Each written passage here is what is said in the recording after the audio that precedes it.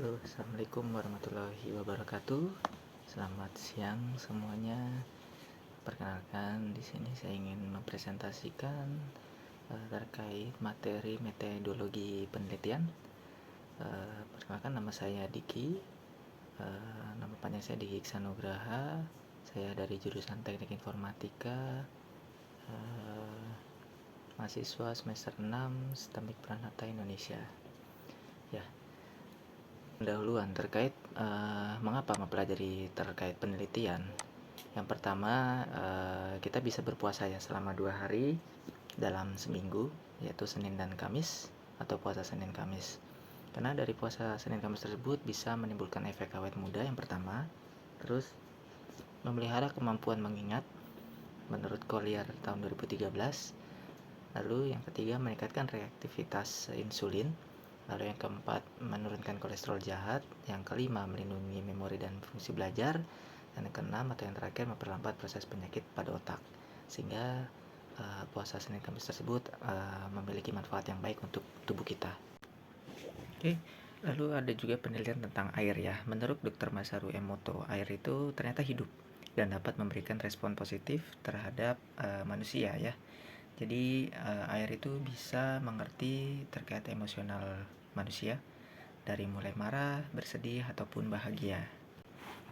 Ya, lalu menurut Quran Surat Al-Anbiya ya, juz 21 di ayat 30, dan kami ciptakan dari segala air segala sesuatu yang hidup. Nah, jadi air ini merupakan sebuah sumber kehidupan ya bagi seluruh makhluk hidup, terutama manusia. Lalu juga terdapat foto kristal air yang didapat dengan cara membukukan air, dibukukan pada suhu minus 25 derajat Celcius dan difoto dengan alat yang berkecepatan tinggi. Dan hasilnya juga air ini mampu merespon terhadap kata-kata, bagaimana air dapat merespon hal positif dan juga hal yang negatif. Berikut adalah gambar air. Jika kita mengatakan kamu bodoh, maka air akan berbentuk seperti pusaran air ya. Lalu berikut adalah gambar kristal air yang terbentuk jika kita mengatakan water molecule before offering a prayer. Jadi sebelum berdoa itu ada gambar di sebelah kiri atas. Lalu jika kita ketika berdoa, maka molekul airnya ada di kanan sebelah atas. Lalu jika kita mengatakan thank you atau terima kasih, itu gambarnya ada di kiri sebelah bawah. Lalu ada juga jika kita marah, seperti mengatakan saya akan membunuh kamu, nah itu airnya akan berantakan seperti gambar yang di tengah bawah. Lalu yang jika kita mengatakan cinta ataupun mengatakan perasaan cinta dan sayang, maka molekul airnya akan bergambar seperti di kanan bawah gitu ya. Jadi penelitian ini sudah dilakukan oleh para peneliti ya terhadap molekul air. Nah, berikut ini adalah molekul air yang sangat indah ya, yang pernah ditangkap oleh peneliti ya. Oke, mengetahui pentingnya memperoleh keterampilan dalam bidang penelitian. Apa sih yang harus diketahui? Yang pertama, penelitian untuk diri sendiri. Nah, yang kedua, manajer membutuhkan hasil data dari penelitian untuk membuat keputusan. Lalu yang ketiga, menjual jasa penelitian terhadap orang-orang yang ingin menggunakan. Lalu yang keempat, ahli penelitian pada sebuah perusahaan. Jadi sebuah perusahaan ini harus memiliki ahlinya ya di bidang penelitian. Terkait definisi penelitian, penelitian itu merupakan suatu kegiatan yang dimulai dengan pengamatan terhadap fakta yang menarik perhatian dan menimbulkan pertanyaan-pertanyaan. Lalu yang kedua merupakan suatu proses mencari sesuatu secara sistematis dalam waktu yang relatif lama dengan menggunakan metode ilmiah dengan prosedur maupun aturan yang berlaku. Lalu yang ketiga, penyelidikan sistematis yang ditunjukkan pada penyediaan informasi untuk menyelesaikan persoalan-persoalan. Lalu tujuan penelitian. Ada 3 tujuan penelitian. Yang pertama yaitu untuk menciptakan ilmu, pengetahuan baru, atau menetapkan teknologi untuk memecahkan suatu masalah. Lalu yang kedua, adanya dorongan rasa ingin tahu mengenai sesuatu hal yang sedang terjadi di lingkungan sekitar. Dan yang ketiga, untuk mencari jawaban dari permasalahan yang sedang terjadi. Metode. Metode ialah kerangka kerja untuk melakukan suatu tindakan atau suatu kerangka berpikir untuk menyusun suatu gagasan yang terarah dan terkait dengan maksud dan tujuan. Sedangkan metodologi adalah merupakan suatu formula dalam penerapan penelitian, di mana dalam melakukan penelitian tersebut terdapat langkah-langkah dan juga hasil dari penelitian. Sedangkan metodologi penelitian dalam ilmu komputer atau sistem informasi atau teknologi informasi merupakan langkah-langkah atau tahapan perencanaan dengan bantuan beberapa metode teknik, alat atau tools dengan bantuan beberapa metode teknik dan didokumentasikan dengan tujuan untuk membantu peneliti dalam meminimalkan risiko kegagalan serta dapat menekankan pada proses atau sasaran penelitian. Lalu, metode penelitian. Metode penelitian adalah cara ilmiah untuk mendapatkan data dengan tujuan dan kegunaan tertentu. Secara ilmiah atau cara ilmiahnya didasarkan pada ciri-ciri keilmuan yaitu rasional, empiris, dan juga sistematis.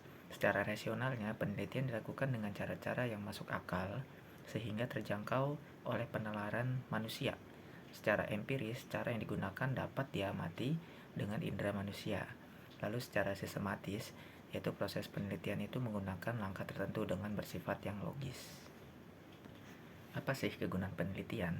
Oke, kegunaan penelitian itu ada 3, yaitu memahami masalah, memecahkan masalah, dan juga mengantisipasi masalah. Terdapat 7 poin penelitian yang baik. Yang pertama, masalah harus didefinisikan dengan jelas dan juga tajam, sehingga tidak ambigu. Lalu yang kedua, prosedur penelitian yang dipakai harus diuraikan secara rinci agar memungkinkan peneliti lain mengulangi penelitian tersebut. Dan yang ketiga, desain prosedur dari penelitian harus direncanakan dengan seksama untuk memberi hasil yang objektif dan juga fakta yang baik. Dan yang keempat, melaporkan hasil penelitian dengan sejujurnya.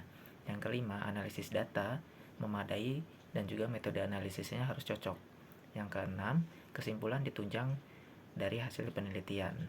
Lalu yang ketujuh atau yang terakhir yaitu keyakinan hasil dari penelitian akan lebih besar jika peneliti mempunyai pengalaman dan juga berpengalaman dan juga mempunyai nama baik dan juga memiliki atau mempunyai integritas yang tinggi. Ya, terdapat 7 tahapan penelitian ya. Yang pertama yaitu identifikasi masalah, lalu yang kedua perumusan masalah, lalu yang ketiga penelusuran pustaka, lalu yang keempat rancangan penelitian, lalu yang kelima pengumpulan data, dan keenam pengolahan data, dan yang terakhir yaitu penyimpulan hasil. Oke, masuk pada terakhir pada bab 1 yaitu terkait produk penelitian. Produk penelitian itu bermacam-macam ya. Yang pertama ada produk atau inovasi baru yang dapat langsung dipakai oleh industri, bukan hanya sebatas prototipe tapi benar-benar bisa dijalankan dan digunakan oleh produksi. Dan yang kedua memiliki hak paten atau paten, sehingga penelitian yang sudah kita lakukan itu dapat sertifikasi ya yang paten, dan ketika ada orang lain ingin menggunakan mereka harus memiliki izin. Jadi penelitian kita tidak digunakan atau disalahgunakan oleh orang lain. Lalu yang ketiga, publikasi di jurnal internasional. Jadi penelitian kita bisa kita publikasikan ke semua orang yang ada di seluruh dunia untuk dapat diteliti kembali atau ditambahkan terhadap penelitian kita. Adapun penelitian tersebut harus berdasarkan fakta dan juga data yang valid. Oke, lanjut pada pembahasan yang kedua, yaitu metodologi pengembangan SI.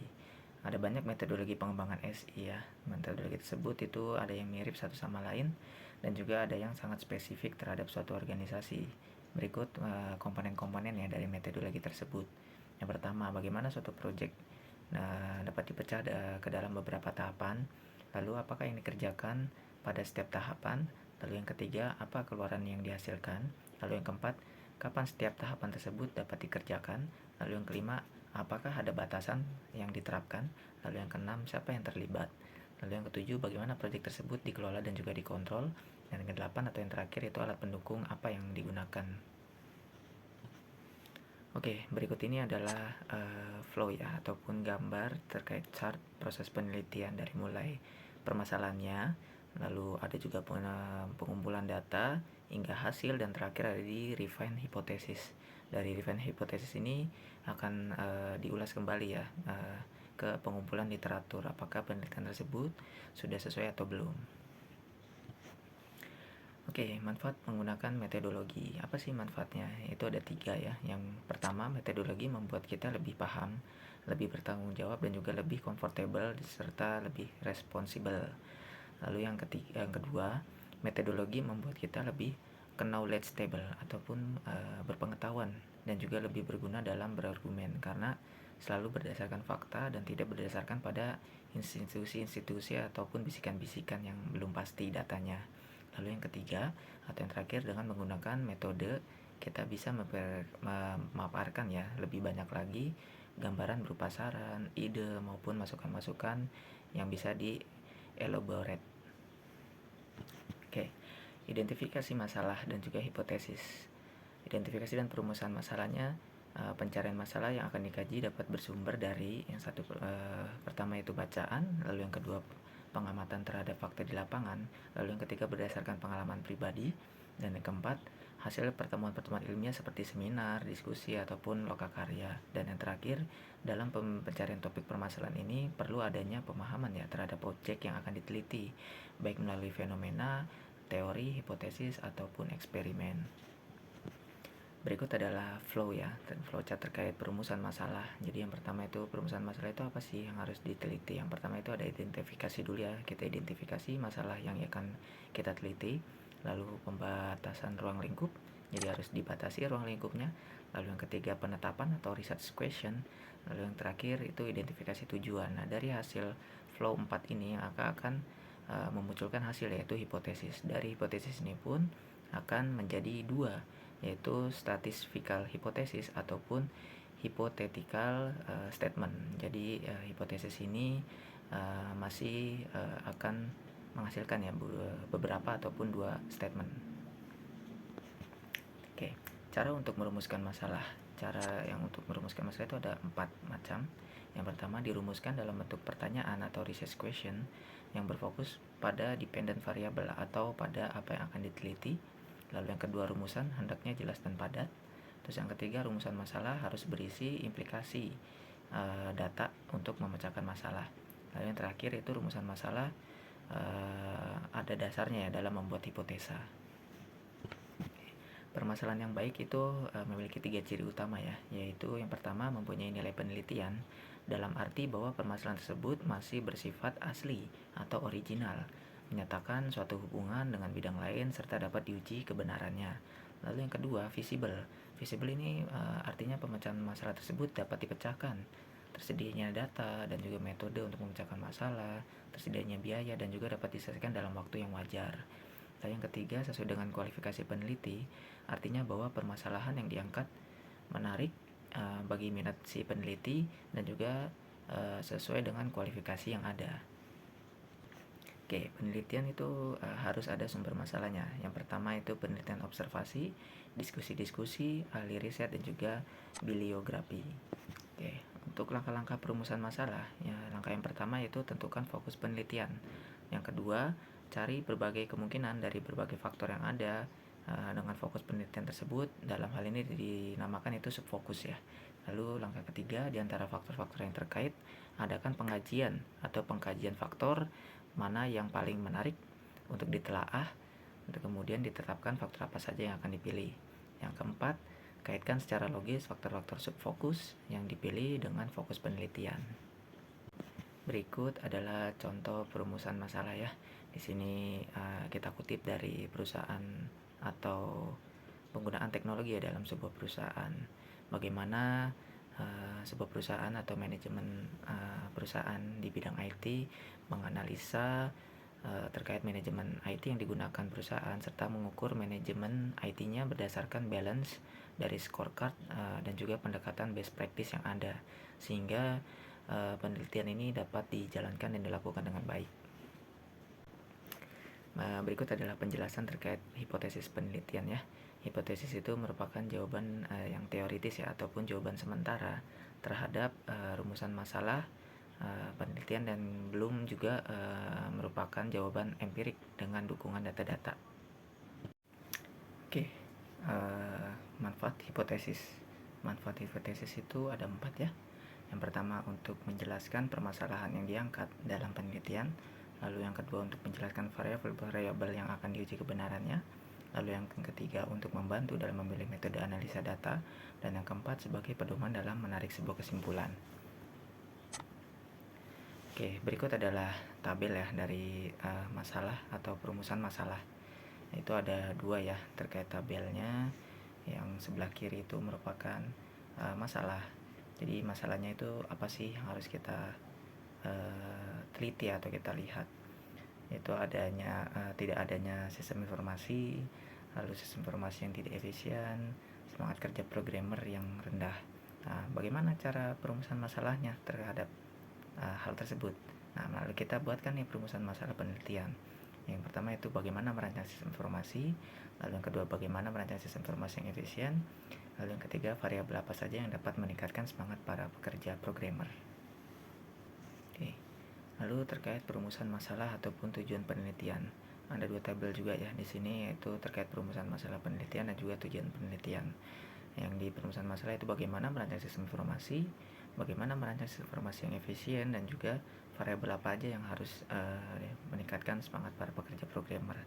Nah, tujuannya itu untuk apa? Tujuannya untuk merancang sistem informasi, untuk merancang sistem informasi yang efisien, yang sangat mudah digunakan. Lalu untuk mengetahui variabel apa saja yang akan dapat digunakan ya untuk meningkatkan semangat kerja programmer. Oke, terkait manfaat penelitian ya, secara manfaat praktis hasil penelitian berupa aplikasi yang dapat digunakan sistem informasi. Lalu secara manfaat teoritis melengkapi hasil penelitian sebelumnya tentang sistem informasi dengan menawarkan kelebihan. Oke, terkait perumusan, tujuan, dan juga kesimpulan. Perumusan masalah, apakah produk quality atau service quality atau emotional factor dan juga price mempunyai pengaruh terhadap customer satisfaction pada supermarket di Purwokerto. Lalu tujuan penelitian untuk mengetahui pengaruh produk quality, service quality, emotional factor, dan juga price terhadap customer satisfaction pada supermarket di Purwokerto. Lalu kesimpulannya, terdapat pengaruh produk quality service, service quality, emotional factor, dan juga price terhadap customer satisfaction pada supermarket di Purwokerto. Oke, terkait kerangka pemikirannya, menurut Uma Sekaran ya dalam bukunya di Business Research tahun 1992 ya, atau juga Sugiono tahun 2010, mengemukakan bahwa kerangka berpikir merupakan model konseptual dengan tentang bagaimana teori berhubungan dengan berbagai faktor yang telah diidentifikasi sebagai masalah yang penting. Lalu kerangka berpikir yang baik juga menjelaskan secara teoritis pertautan antar variabel yang akan diteliti. Jadi secara teoritis ini perlu dijelaskan ya hubungan antara variabel independen dan juga dependennya. Lalu terkait langkah penyusunan kerangka berpikir, yang pertama menentukan paradigma ya atau kerangka teoritis yang akan digunakan, kerangka konsepsional dan juga kerangka personal variabel yang akan diteliti. Lalu yang kedua memberikan penjelasan secara deduktif ya mengenai hubungan antar variabel penelitian. Tahapan berpikir deduktif itu ada 3 hal ya. Yang pertama itu tahap penelaan ya atau konsep atau conceptioning. Nah, yaitu tahapan penyusunan konsepsi-konsepsi, mencari konsep ataupun variabel dari proporsi yang telah ada yang juga telah dinyatakan kebenarannya. Lalu yang kedua, tahap pertimbangan atau putusan atau judgment, yaitu tahapan penyusunan ketentuan-ketentuan mendukung atau menentukan masalah akibat pada konsep atau variabel dependen. Lalu yang ketiga, tahapan penyimpulan atau reasoning. Nah, itu yaitu pemikiran yang menyatakan hal-hal yang berlaku pada teori, berlaku pula juga bagi hal-hal yang khusus. Oke, merumuskan model penelitian. Model adalah konstruksi atau kerangka pemikiran atau konstruksi kerangka teoritis yang diragakan dalam bentuk diagram dan atau persamaan-persamaan matematik tertentu. Esensinya menyatakan hipotesis penelitian. Sebagai suatu konstruksi kerangka pemikiran, suatu model itu akan menampilkan yang pertama jumlah variabel yang diteliti, lalu yang kedua prediksi tentang pola hubungan antar variabel, lalu yang ketiga dekomposisi hubungan antar variabel, dan yang terakhir jumlah parameter yang diestimasi. Langkah penyusunan kerangka berpikir memberikan argumen teoritis mengenai hubungan antar variabel yang diteliti. Argumen teoritis dalam rangka pemikiran merupakan sebuah upaya untuk memperoleh jawaban atas rumusan masalah. Lalu dalam prakteknya argumen teoritis itu memerlukan kajian teoritis juga ya, atau hasil-hasil penelitian yang relevan. Terus hal-hal lain yang perlu diperhatikan juga itu adalah karena argumen teoritis ini sebagai upaya untuk memperoleh jawaban atas rumusan masalah, maka hasil dari argumen teoritis ini adalah jawaban sementara atas rumusan masalah penelitian. Sehingga pada akhirnya nanti produk dari kerangka pemikiran adalah sebuah jawaban yang sementara atas rumusan masalah hipotesis. Ya, berikut adalah contoh ya dari kerangka pemikiran. Di sini contohnya ada karyawan ini dibagi jadi dua, ada pendidikan yang tinggi, ada juga pendidikan yang rendah. Lalu pemeliharaannya seperti apa? Nah, nanti akan memunculkan kepuasan bagi karyawan dan akan menjadi suatu komitmen ya di karyawan di suatu perusahaan.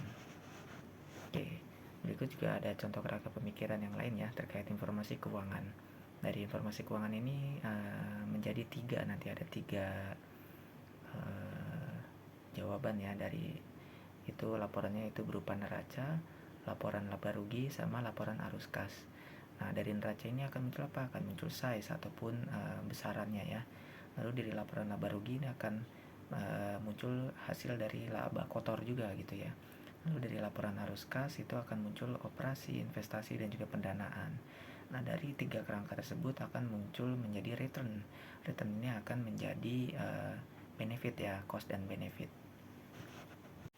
Ya, terkait kerangka pemikiran yang tadi ya, supermarket di Purwokerto. Jadi dari awalnya itu ada supermarket ya. Supermarket ini akan menjadi faktor kepuasan konsumen. Nah, faktor kepuasan konsumen ini ada apa aja sih? Yang pertama itu ada namanya produk quality. Produk quality ini akan menghasilkan kepuasan ya bagi konsumen, apakah produknya bagus atau enggak. Lalu yang kedua ada service quality. Nah, secara service bagaimana? Apakah produknya hasilkan ini bagus atau tidak? Lalu emotional factor. Emotional factor ini berupa pelayanan ya. Apakah di supermarket tersebut karyawan kita itu memberikan pelayanan dengan baik dan juga benar. Lalu yang keempat ada itu harga atau price. Nah, harga ini juga adalah faktor yang sangat mempengaruhi sekali ya terhadap kepuasan konsumen. Jadi harga ini sangat bersaing ya. Lalu ada juga masuk ya dalam kategori opsional, yaitu cost yang dikeluarkan seperti itu. Nah, nanti ini semuanya akan menjadi customer satisfaction. Nah, nanti dari customer satisfaction ini akan menjadi customer satisfaction benchmarking ataupun penyebarannya. Jadi apapun terkait kepuasan konsumen itu kita harus bisa menghitung ya dari 4 plus 1 opsional yang sudah kita jabarkan tadi. Oke, lanjut kita masuk ke bab selanjutnya, yaitu terkait citasi atau citation. Kegunaan citasi ini apa sih? Yaitu untuk menunjukkan adanya kebijakan di bidang kajiannya, lalu menerangkan suatu teori, pengertian atau definisi. Lalu yang ketiga, untuk memperlihatkan ya adanya temuan dari ilmuwan yang lainnya. Lalu yang keempat, untuk memperkuat temuannya.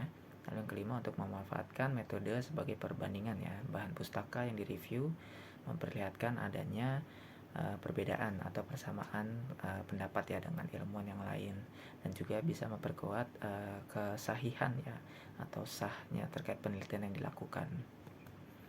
Oke, citasi ini menunjukkan asal usul atau sumber suatu kutipan, mengutip pernyataan ataupun menyalin ataupun mengulang dari pernyataan seseorang dan juga mencantumkannya dalam sebuah karya tulis yang ditulis. Suatu dokumen akan disitir ya oleh penulis apabila dokumen tersebut relevan gitu ya dengan kegiatan penulis karya ilmiah yang dilakukannya. Penyitiran dokumen tersebut dilakukan dengan maksud untuk membantu pengarang ya dalam mendapatkan informasi tambahan guna pemecahan masalah yang sedang diteliti. Lalu dokumen yang disitir sebaiknya juga berasal dari topik penelitian yang sama ataupun yang berhubungan dengan subjek penelitiannya. Lalu pada dasarnya semua kalimat atau ide ataupun juga hasil yang bukan karya sendiri harus disebutkan sumbernya. Oke, salah satu pemilihan dokumen yang akan disitir adalah kesesuaian topik dengan penelitian. Namun ada juga yang menyetir dari dokumen yang berbeda dengan topik penelitian, yang misalnya untuk melihat analisa statistik saja ya, atau melihat analisis data yang ya mungkin bisa digunakan ya pada penelitian yang sedang dilakukan, karena dokumen tersebut memberikan informasi yang cukup dalam dan juga spesifik. Terus peneliti juga atau penulis akan menyetir ya suatu dokumen apabila dokumen tersebut memberikan informasi atau pengetahuan yang bisa bermanfaat bagi penelitinya. Waktu dan tahun penerbitan dokumen yang akan direview itu juga harus menjadi bahan pertimbangan ya dalam menyetir suatu dokumen. Tahun penerbitan suatu dokumen merupakan hal yang penting karena dokumen yang diterbitkannya yang lebih terbaru atau mutakhir bisa memuat informasi dan pengetahuan yang baru sehingga berkembang ya sesuai dengan perkembangan pada saat itu gitu. Terus terkait dokumen yang sifatnya telah lama ataupun klasik, itu juga masih bisa ya disetir oleh banyak orang karena dokumen tersebut itu memberikan informasi yang masih relevan juga dengan keadaan saat ini. Selain itu juga dokumen tersebut berisikan informasi terkait dari awal ya hingga perkembangan ilmu yang ada pada saat ini. Meskipun dokumen tersebut telah lama atau usang, namun apabila dokumen tersebut masih memuat informasi yang relevan ya dengan topik penelitian si peneliti tersebut atau penulis, maka dokumen tersebut akan disitir. Lalu penyetiran dokumen yang lama biasanya diambil dari dan juga dibandingkan serta dimodifikasi ya dari ilmu dan juga pengetahuan yang berkembang pada saat ini gitu. Oke. Dalam melakukan penyetiran, seorang peneliti ataupun penulis ilmiah itu wajib mencantumkan ya nama pengarang yang pernyataannya dikutip atau disitir di dalam artikel atau makalah ataupun laporan hasil penelitian. Kewajiban tersebut itu untuk memperlihatkan ya bahwa sesungguhnya peneliti tersebut telah menelaah ya terlebih dahulu. Jadi penelitian setopik yang pernah dilakukan oleh orang lain dan juga secara jujur gitu. Mencantumkan bahan pustaka yang dikutipnya, cara mencantumkan nama pengarang buku, artikel ataupun sumber informasi yang lain yang tercetak sudah ada aturannya ya. Jadi kita harus mengikuti aturan yang berlaku. Jangan sampai kita tidak mengikuti aturannya. Oke, terkait daftar pustaka. Daftar pustaka, menulis daftar pustaka atau biografi ini bertujuan untuk mengurai penjelasan ya dengan jelas semua sumber rujukan dan juga bacaan yang telah dicantumkan ya di dalam tulisan, baik berupa buku, jurnal, majalah, tesis ataupun disertasi dan juga lain sebagainya. Daftar pustaka ini dapat membantu pembaca untuk mengetahui sumber-sumber yang digunakan dalam penulisan ilmiah. Ada beberapa hal yang perlu diperhatikan dalam penyusunan daftar pustaka, yaitu daftar pustaka tidak diberi nomor, urutan, nama penulis atau mengikuti urutan huruf, gelar penulis, tidak dimasukkan biografi, diletakkan pada bagian akhir tulisan, nama pengarang ditulis penuh dengan susunan asal. Urutan unsur-unsur yang ditulis dalam biografi ialah nama penulis, lalu tahun penerbitan, lalu judul, digaris atau dicetak miring, lalu tempat penerbitannya dan juga nama penerbit. Berikut adalah contoh ya, contoh-contoh citasi untuk American Psychology Association. Jadi ini ada beberapa contoh ya, bisa sambil dilihat dan disimak. Ini juga merupakan contoh.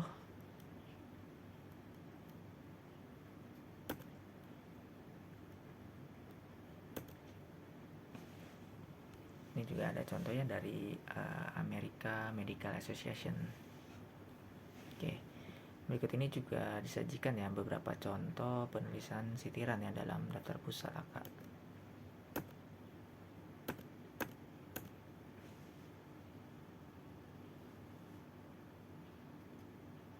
Bisa diamati ya teman-teman terkait penulisannya dan juga susunannya. Oke, kita lanjut ke bab selanjutnya terkait metode penelitian. Instrumen ini dapat membantu ya dan juga memperoleh data atas dasar kondisi yang telah diketahui. Lalu instrumen juga berfungsi membatasi lingkungan atau ruang lingkup dengan cara tertentu. Maka instrumen juga dapat digunakan untuk memperoleh data tambahan dari situasi. Instrumen juga dapat membuat informasi yang dapat direkam secara permanen untuk dianalisa ya di masa yang akan datang. Hal ini bisa dilakukan dengan menggunakan kamera, tape recorder, begitu juga melalui tulisan. Oke, ada juga metode terkait dengan cara wawancara. wawancara yang dilakukan secara langsung atau tatap muka ya biasanya mempunyai beberapa keuntungan, yaitu pewawancara dapat meningkatkan kerjasama di antara pewawancara dengan responden ya, serta memungkinkan responden ini mendapat klarifikasi ya dari pertanyaan secepatnya. Dan juga dalam melakukan wawancara, responden perlu diberikan insentif untuk membangun ketertarikannya dalam melakukan wawancara. Wawancara ini adalah percakapan yang dilakukan oleh dua belah pihak ya, yaitu pewawancara yang mengajukan pertanyaan dan juga yang diwawancarai yang memberikan jawaban atas pertanyaan tersebut gitu ya. Pertanyaan yang diajukan bisa berupa pertanyaan tertulis maupun lisan ataupun menggunakan alat bantu berupa kuesioner. Nah, terus teknik wawancara yang baik dan diharapkan untuk tujuan interview yang akan tercapai yaitu setiap enumerator ya harus mengetahui ya teknik wawancara yang efisien dan juga efektif. Wawancara bersifat semi struktur ya, artinya wawancara memiliki pedoman dalam melakukan wawancara. Dalam hal ini, pewawancara tidak membatasi ya pilihan jawaban dan juga tidak bisa mendeskripsikan ya jenis jawaban yang akan diberikan gitu. Lalu wawancara juga dapat dilakukan dengan mengajukan ya pertanyaan terbuka atau open-ended question seperti itu. Lalu biasanya wawancara yang dilakukan dengan mengajukan pertanyaan terbuka itu karena penelitian yang dilakukan itu bersifat eksploratif. Jadi kita harus bisa mengeksplor ya. Artinya penelitian itu dilakukan untuk memperoleh informasi yang sebanyak-banyaknya dari responden yang kita wawancarai. Berikut ada beberapa tujuan ya dalam wawancara, yaitu untuk yang pertama untuk mengetahui data pribadi dari responden, lalu yang kedua mencari informasi ya yang relevan dengan tujuan penelitian, lalu yang ketiga membantu untuk mengidentifikasi permasalahan yang ada di lapangan. Oke, kuesioner. Terkait kuesioner itu adalah daftar pertanyaan ya yang diajukan pada seseorang responden untuk mencari jawaban ya dari permasalahan yang diteliti. Jadi dalam kuesioner ini terdapat beberapa pertanyaan ya. Jadi pertanyaan dan isiannya itu harus dijawab oleh responden seperti itu. Jawaban yang diberikan itu biasanya bersifat tertutup, di mana alternatif jawaban telah disediakan ya oleh peneliti. Dan juga ada jawaban yang terbuka di mana responden bebas ya untuk menuliskan jawabannya tanpa ada paksaan, maupun jawaban yang berasal dari kombinasi keduanya yang merupakan campuran dari jawaban tertutup dan juga terbuka. Oke, berikut contoh ya dari kuesioner tertutup. Jadi ada keterangan, lalu setiap pertanyaannya ada kolom pertanyaan juga dan juga jawaban. Ya bisa sambil dilihat ya terkait di sini salah satunya itu di perusahaan ya. Oke, lanjut terkait kuesioner terbuka. Kuesioner terbuka itu bagaimana pendapatnya terkait tentang peraturan sekolah yang berlaku di sekolah Anda, contohnya misalkan peraturan secara umum. Lalu yang kedua, contohnya bagaimana pendapat Anda tentang kegiatan upacara bendera yang mengharuskan Anda berpakaian dengan atribut lengkap dan rapi. Lalu yang ketiga, apa harapan Anda kemajuan sekolah untuk berhubungan. Lalu yang kelima, untuk siapa sebaiknya peraturan seperti ini. Nah, ini merupakan kuesioner terbuka ya. Jadi si penjawab bisa menjawab sesuai dengan jawaban yang ingin dia jawab seperti itu. Oke, berikut ada beberapa pertanyaan langsung ya terkait kuesioner. Lalu juga ada pertanyaan tidak langsung. Oke, lalu pertanyaan khusus atau pertanyaan umum ya. Biasanya pertanyaan khusus ini berisikan hal-hal yang khusus ya terhadap responden yang menyebabkan responden ini menjadi sadar ya atau tergugah sehingga yang bersangkutan akan memberikan jawaban yang kurang jujur biasanya. Sedang pertanyaan umum biasanya berisikan informasi yang dicari dengan cara tidak langsung atau secara umum, sehingga biasanya responden ini nggak sadar kalau kita tanya seperti itu. Berikut pertanyaan khusus ya, contoh terkait pertanyaan khusus itu biasanya ada di formulir data diri ya, seperti itu. Lalu terkait fakta dan opini, pertanyaan tentang fakta menghendaki jawaban dari responden berupa fakta yang sedangkan pertanyaan yaitu tentang opini ya, yang menghendaki jawaban yang bersifat opini gitu. Berikut ada beberapa contoh ya terkait pertanyaan fakta dan juga pertanyaan opini seperti itu.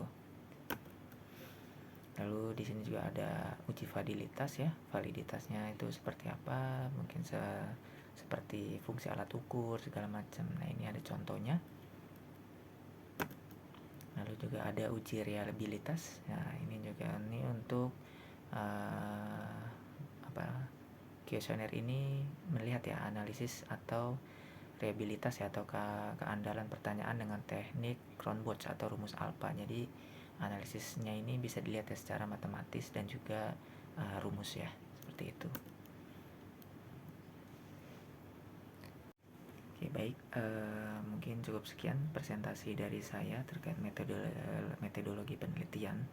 Jadi bagaimana kita bisa memahami ya secara ilmiah apa saja yang harus dilakukan ketika kita ingin membuat penelitian, lalu manfaat dari penelitian tersebut, lalu sumbernya dari mana saja, lalu yang keempat adalah apakah penelitian tersebut itu dapat bermanfaat untuk orang lain atau tidak, sehingga penelitian yang kita buat ini harus sesuai dengan fakta, data, dan juga manfaat, seperti itu.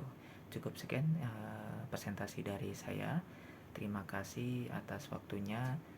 Salam sehat selalu semuanya, dan terima kasih saya ucapkan juga untuk dosen pembimbing yaitu Pak Hari Subagio yang sudah memberikan materi dan juga memberikan penjelasannya terkait metode penelitian ini di semester 6 Teknik Informatika STEMIK Pranata Indonesia. Wassalamualaikum warahmatullahi wabarakatuh. Selamat siang.